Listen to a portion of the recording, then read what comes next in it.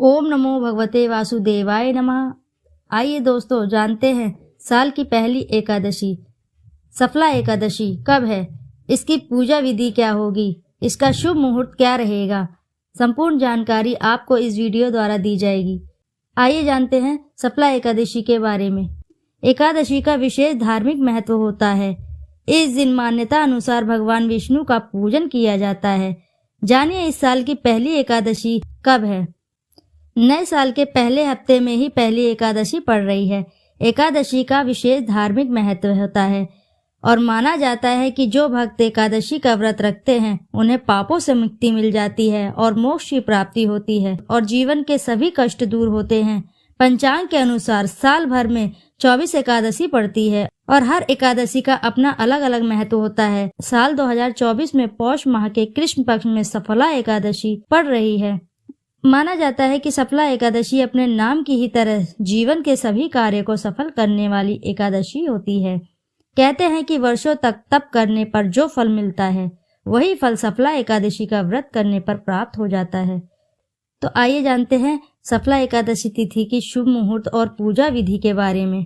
सफला एकादशी साल 2024 की पहली एकादशी 7 जनवरी रविवार के दिन पड़ रही है। पौष माह के कृष्ण पक्ष की एकादशी तिथि की 7 जनवरी सुबह 12:41 पर शुरू होगी और इस तिथि का समापन अगले दिन 8 जनवरी सुबह 12:46 पर हो जाएगा। यह सफला एकादशी होने वाली सफला एकादशी के दिन सर्वार्थ सिद्धि योग सुबह 5:15 से 10:03 तक बन रहा है।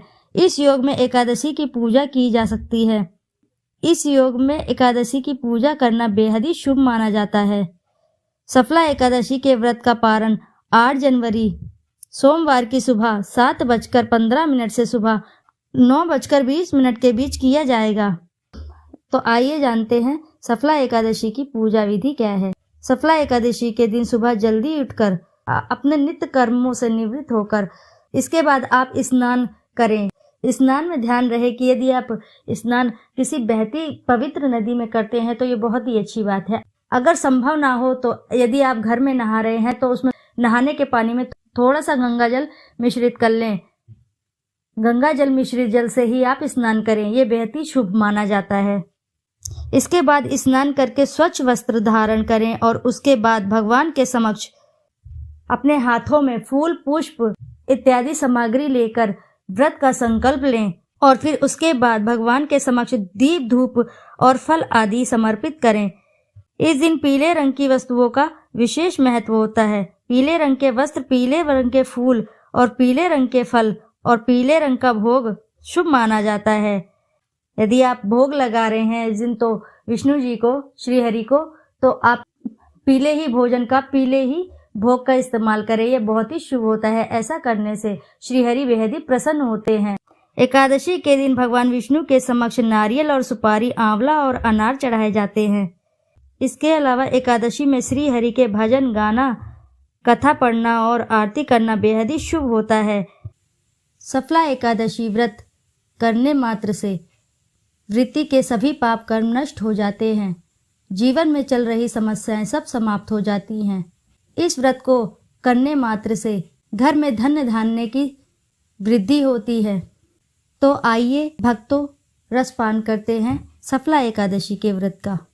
महाराज युधिष्ठिर ने पूछा है, जनार्दन, पौष कृष्ण एकादशी का नाम क्या है?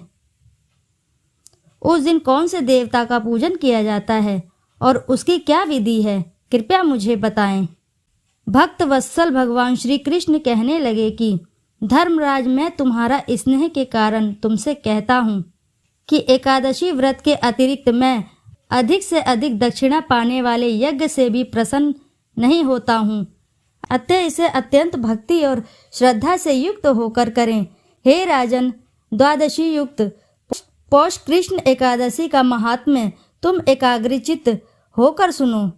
इस एकादशी का नाम सफला एकादशी है। इस एकादशी के देवता श्री नारायण हैं। विधि पूर्वक इस व्रत को करना चाहिए। जिस प्रकार नागों में शेष नाग, पक्षियों में गरुड़ और सब ग्रहों में चंद्रमा, यज्ञ में अश्वमेध और देवताओं में भगवान श्री विष्णु श्रेष्ठ हैं, उसी प्रकार सब व्रतों में एकादशी का व्रत श्रेष्ठ है। जो मनुष्य सदैव एकादशी का व्रत करते हैं वे मुझे परम प्रिय हैं। अब इस व्रत की विधि कहता हूँ। मेरी पूजा के लिए ऋतु में अनुकूल फल, नारियल, नींबू, नैवेद्य आदि 16 वस्तुओं का संग्रह करें। इस सामग्री से मेरी पूजा करने के बाद रात्रि में जागरण करें। इस एकादशी के व्रत के समान यज्ञ, तीर्थ, दान, तप और कोई दूसरा व्रत नहीं है। 5000 वर्ष तक तप करने से जो फल मिलता है उससे भी अधिक सफला एकादशी का व्रत करने से मिलता है। हे राजन, अब आप इस एकादशी की कथा सुनिए। चंपावती नगरी में एक महिष्मान नाम का राजा राज्य करता था। उसके 4 पुत्र थे। उन सब में लुम्पक नाम वाला बड़ा राजपुत्र महापापी था। वह पापी सदा पर स्त्री और वैश्यागमन और दूसरे बुरे कामों में अपने पिता का धन नष्ट किया करता था। सदैव ही देवता, ब्राह्मण, वैष्णव की निंदा किया करते थे। जब राजा को अपने बड़े पुत्र के ऐसे कुकर्म का पता चला तो उन्होंने उसे राज्य से निकाल दिया। तब वह विचारने लगा कि कहाँ जाऊं, क्या करूं। अंत में उसने चोरी करने का निश्चय किया। दिन में वह वन में रहता और रात्रि को अपने पिता की नगरी में चोरी करता तथा प्रजा को तंग करने और उन्हें मारने का कुकर्म करता।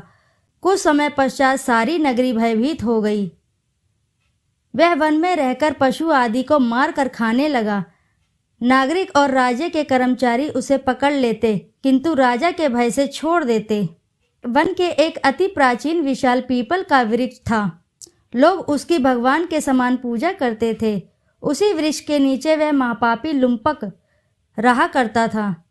इस वन को लोग देवता की क्रीड़ा स्थली मानते थे। कुछ समय पश्चात पौष कृष्ण पक्ष की दशमी के दिन वह वस्त्रहीन होने के कारण शीत के चलते सारी रात्रि सो नहीं सका। उसके हाथ पैर अकड़ गए। सूर्य उदय होते होते वह मूर्छित हो गया। दूसरे दिन एकादशी को मध्याह्न के समय सूर्य की गर्मी पाकर उसकी मूर्छा दूर हो गई। पशुओं को मारने में वह समर्थ नहीं था। अतः पेड़ों के नीचे गिरे हुए फल उठाकर वापस उसी पीपल वृक्ष के नीचे आ गया। उस समय तक सूर्य भगवान अस्त हो चुके थे। वृक्ष के नीचे फल रखकर कहने लगा, हे भगवान, अब आपके ही अर्पण हैं ये फल, आप ही तृप्त हो जाइए।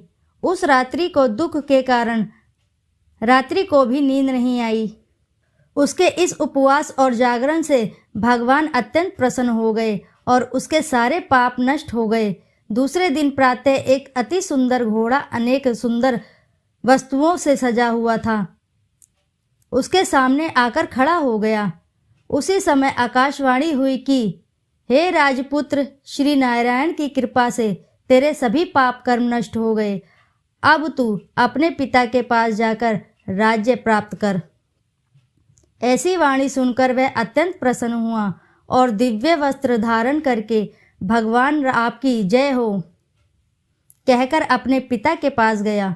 उसके पिता ने प्रसन्न होकर उसे समस्त राज्य का भार सौंप दिया और वन का रास्ता लिया। अब लुम्पक शस्त्र अनुसार राज्य करने लगा। उसके स्त्री पुत्र आदि सारा कुटुंब भगवान नारायण का परम भक्त हो गया। वृद्ध होने पर वह भी अपने पुत्र को राज्य का भार सौंपकर वन में तपस्या करने चला गया और अंत समय में वैकुंठ को प्राप्त हुआ। अतः जो मनुष्य इस परम पवित्र सफला एकादशी का व्रत करता है उसे अंत में मुक्ति मिलती है। जो नहीं करते वे पूंछ और सींगों से रहित पशुओं के समान होते हैं। इस सफला एकादशी के महात्म्य को पढ़ने से अथवा श्रवण करने से मनुष्य को अश्वमेध यज्ञ का फल प्राप्त होता है। और इसी के साथ आप तुलसी की पूजा करते हैं तो ये बेहद ही शुभ माना जाता है। तुलसी की पूजा देखिए किस प्रकार करनी है। तुलसी की पूजा, तुलसी के लिए पहले एक दीपक तैयार करें, उसके नीचे अक्षत यानी छोटे चावल के दाने, उसको नीचे रखें, दिए को फिर उस पर रख दें।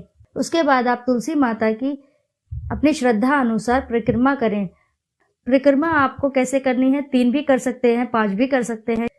भगवान श्री हरि माता लक्ष्मी भी बेहद ही प्रसन्न होती हैं।